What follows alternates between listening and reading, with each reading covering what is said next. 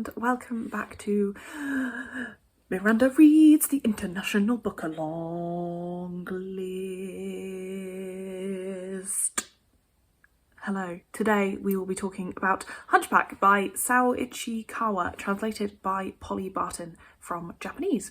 This is a debut novel that was published in 2023 in Japan, and it won many prestigious awards. Barton is a well-known translator as well. She translated Butter by Asako Yuzuki, and also Where the Wild Things Are by Ayako Matsuda, which I read a few years ago and didn't love. But she's also written non-fiction, including 50 Sounds and Porn. So, Hunchback follows a disabled woman living in a assisted living care home type place that was set up for her by her wealthy parents, being somewhere that she can live for her whole life alongside other people who need care. Her parents are now dead, so as well as living in this facility, she also has a hand in running it and organising it. Most of her life is online. She writes erotica of various different kinds. She studies and also spends a lot of time tweeting her desires and darkest thoughts on an account that nobody looks at, or so she thinks, because a male carer reveals out of nowhere that he has read everything that she's been putting online. This is an incredibly short book.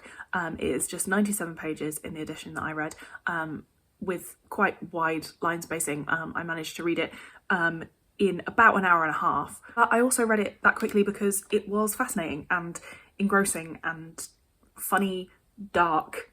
I could not look away. It explores so many things in its few pages, and it's definitely one that I want to revisit in the future, because I know that I will discover so much more from it. It is uncomfortable in the best way.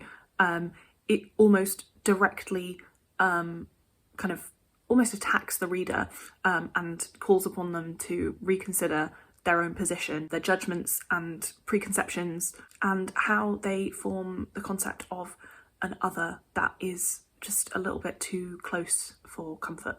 There are so many incredibly well-constructed thoughts about disability, otherness, financial privilege, sex and desire, hatred, storytelling and why we tell stories, and what it means to be a person living in a physical world with a body.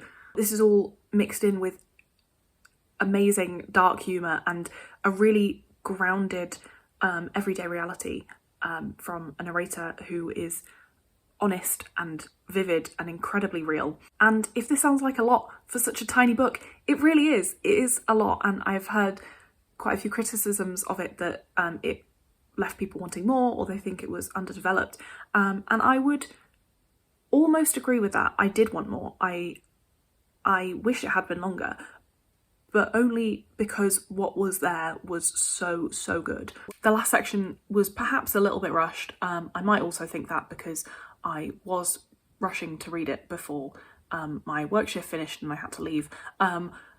So who knows? But I was left wanting more in a really positive way.